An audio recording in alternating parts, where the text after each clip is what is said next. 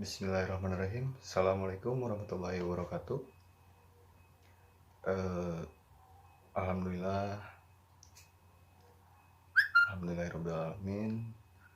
Wassalatu wassalamu ala asrofil anbiya'i wal mursalin wa ala alihi washabbihi ajmain. Pertama-tama, marilah kita panjatkan puji serta syukur kehadirat Allah Subhanahu wa taala yang mana kita bisa berdiskusi online pada hari ini. Baik, kami dari kelompok 3 akan memaparkan materi mengenai peristiwa pemilu 1982, 1987, dan juga 1992 pada masa Orde Baru. Saya Jalan Parisarul Imam selaku moderator akan memandu jalannya presentasi kali ini. Dan adapun pembahasan yang kami paparkan diantaranya yaitu ada pembahasan yang luar biasa dari pendahuluan dan latar belakang oleh Nisa Adawiyah, lalu dilanjutkan dengan peristiwa pemilu 1982 oleh Widya Fitri, dilanjutkan kembali oleh Ami Awaliyah mengenai peristiwa pemilu 1987 dan juga peristiwa pemilu 1992 oleh Agita Delia Setiani. Baik, kawan-kawan saya tercinta, mari kita simak para ladies dari kelompok 3. Silahkan disimak.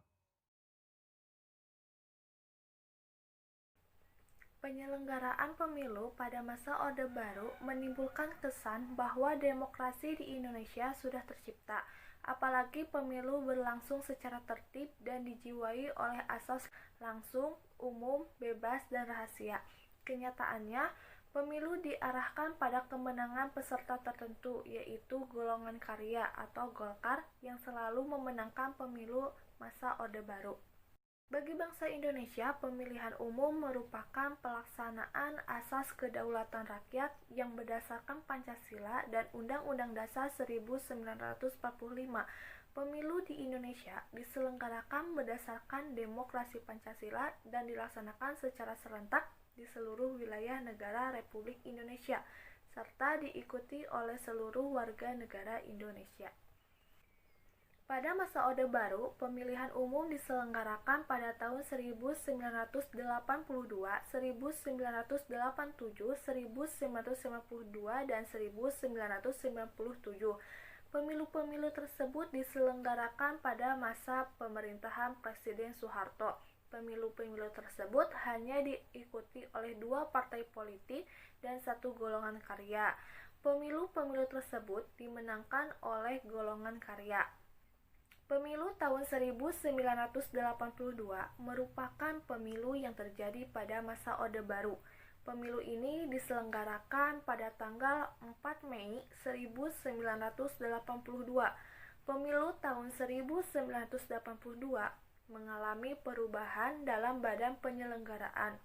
Peran partai politik dan golongan karya pada penyelenggaraan pemilu 1982 juga lebih ditingkatkan, terutama di bidang pelaksanaan dan pengawasan dari tingkat pusat sampai daerah.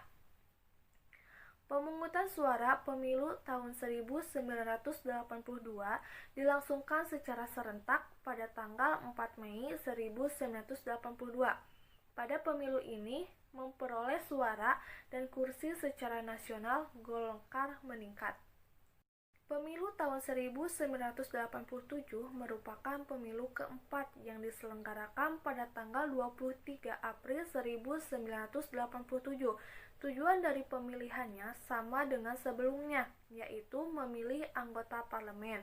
Pemilu ini diikuti oleh 3 partai politik, yaitu Partai Persatuan Pembangunan, Partai Demokrasi Indonesia, dan Golongan Karya.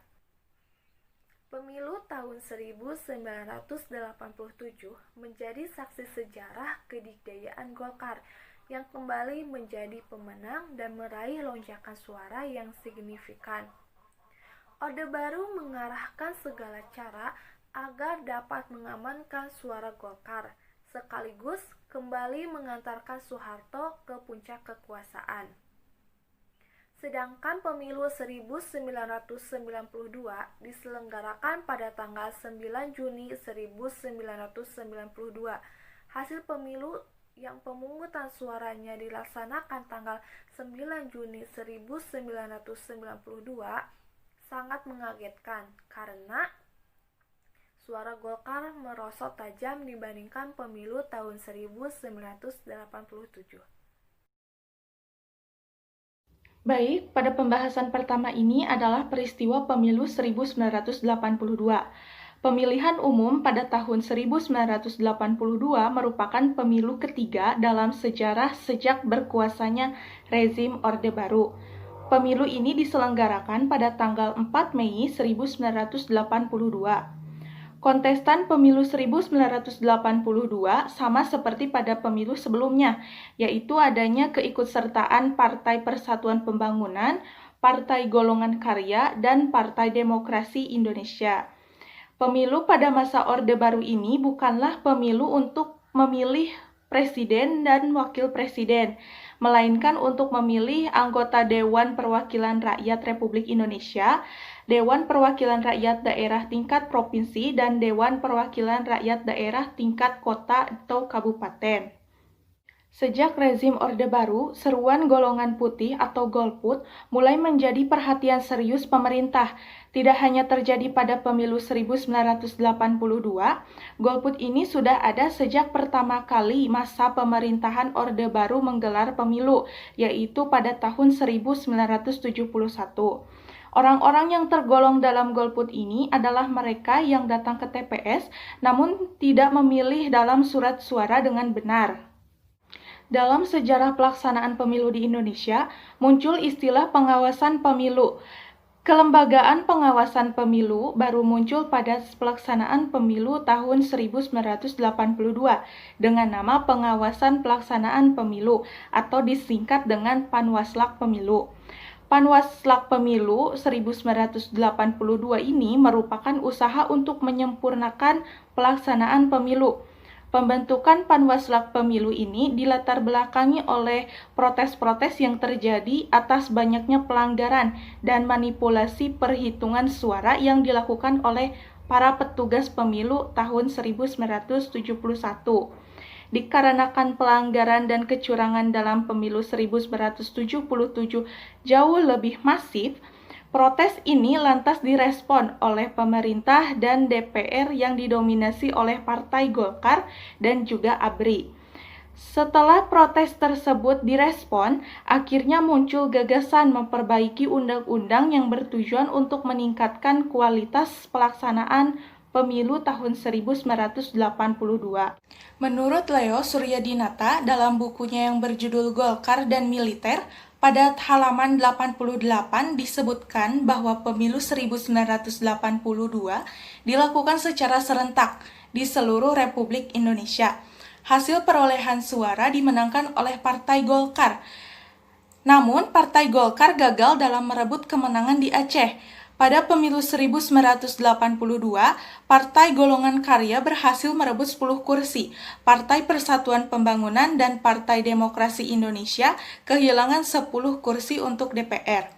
Partai Golkar meraih 242 kursi atau setara dengan 64,34%. Partai Persatuan Pembangunan memperoleh 94 kursi atau setara dengan 27,78% dan Partai Demokrasi Indonesia memperoleh 24 kursi atau setara dengan 7,88%. Partai Golongan Karya tampil dengan lebih baik dibandingkan pada hasil pemilu pada tahun 1971. Sekian pembahasan dari saya, selanjutnya akan diteruskan oleh rekan saya. Terima kasih. Bismillahirrahmanirrahim.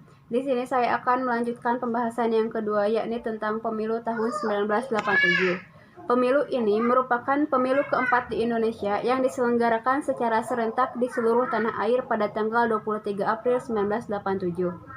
Pemilu tahun 1987 berlandaskan pada Undang-Undang Nomor 1 Tahun 1985 tentang Pemilihan Umum. Sedangkan sistem pemilihan umum yang digunakan pada saat itu adalah sistem pemilihan proporsional. Undang-undang tersebut semakin memperkuat kedudukan dan kekuatan birokrasi sebagai penyelenggara dan pelaksana pemilihan umum. Sementara itu, Undang-Undang Nomor 3 Tahun 1985 yang menyebabkan tidak adanya pluralisme politik. Pada pemilu ini, terdapat 3 partai, yakni Golkar, PPP, dan PDI, yang diharuskan memiliki asas yang sama, yakni Pancasila. Jika menolak asas partai, maka membubarkan diri.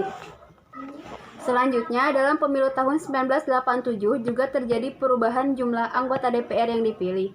Hal ini ditegaskan dalam Undang-Undang Nomor 2 Tahun 1985 tentang susunan dan kedudukan MPR, DPR, dan DPRD seperti berikut.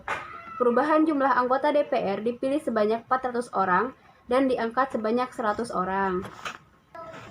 Selain itu, dalam pemilu 1987 ini, PPP diharuskan mengubah tanda gambar Ka'bah menjadi bintang. Alasan harus dirubahnya tanda gambar tersebut ke bintang karena tidak diperkenankan menggunakan lambang lama untuk menghindari ekses politisi agama. Perubahan tanda gambar ini membawa dampak besar bagi perolehan suara PPP. Adapun cara pembagian kursi masih tetap sama dengan pemilu sebelumnya, yakni menggunakan sistem proporsional. Adapun hasil pemilu kali ini ditandai dengan kemerosotan terbesar PPP, yaitu hilangnya 33 kursi dibandingkan pemilu 1982 sehingga hanya mendapatkan 61 kursi saja. Penyebab merosotnya PPP antara lain karena tidak boleh lagi partai itu memakai asas Islam dan diubahnya lambang Ka'bah menjadi bintang, serta terjadinya penggembosan oleh tokoh-tokoh unsur NU, terutama di Jawa Timur dan Jawa Tengah. Sementara itu, Golkar memperoleh tambahan 53 kursi sehingga menjadi 299 kursi. PDI yang pada tahun 1986 dapat dikatakan mulai dekat dengan kekuasaan, sebagaimana diindikasikan dengan pembentukan DPP PDI hasil Kongres 1986 oleh Menteri Dalam Negeri Suparjo Rustam, berhasil menambah perolehan kursi secara signifikan dari 30 kursi pada pemilu 1982 menjadi 40 kursi pada pemilu 1987 ini. Dengan demikian, pada pemilu tahun 1987 ini dimenangkan oleh Golkar.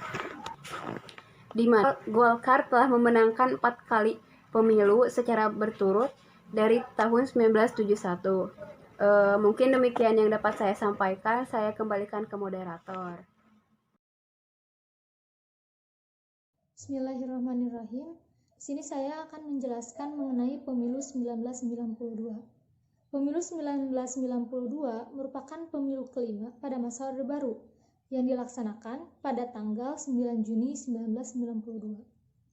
Pemilu 1992 ini sama seperti pemilu sebelumnya, yang dilaksanakan dengan sistem proporsional yang diikuti 3 organisasi sosial politik, yaitu Golkar, PPP, dan PDI. Pemilu 1992 menggunakan asas langsung, umum, bebas, dan rahasia. Dasar yang digunakan adalah Undang-Undang Nomor 1 Tahun 1985. Pemilu ini bertujuan untuk memilih wakil-wakil yang akan duduk di lembaga perwakilan rakyat. Dalam pelaksanaannya, calon anggota DPR diperiksa secara khusus melalui penelitian khusus atau litsus. Hasil yang diperoleh pada pemilu 1992 sama seperti pemilu sebelumnya, di mana Golkar yang keluar menjadi pemenang.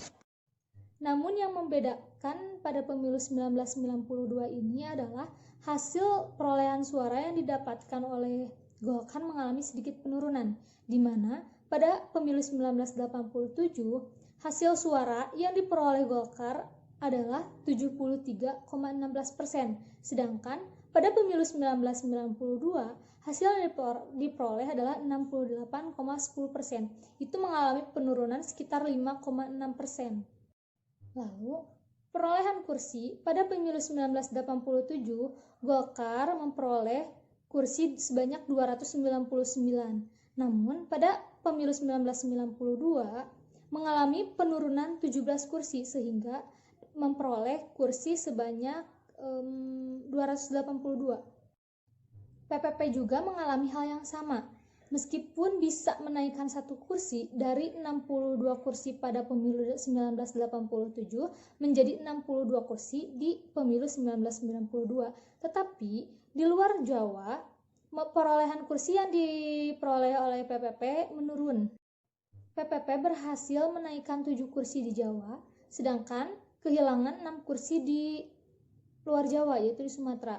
Sehingga secara nasional, PPP mampu menaikkan hanya 1 kursi saja. Nah, yang berhasil menaikkan perolehan suara dan kursi adalah PDI, di mana pada pemilu 1992 ini, kursi yang diperoleh meningkat 16 kursi sehingga menjadi 56 kursi. Sekian yang bisa saya jelaskan. Terima kasih. Alhamdulillah, pemaparan dari kelompok 3 sudah disampaikan. Pada kalian tetap semangat belajar, karena di tengah pandemi ini kita tidak boleh bermalas-malasan. Cukup sekian dari kami.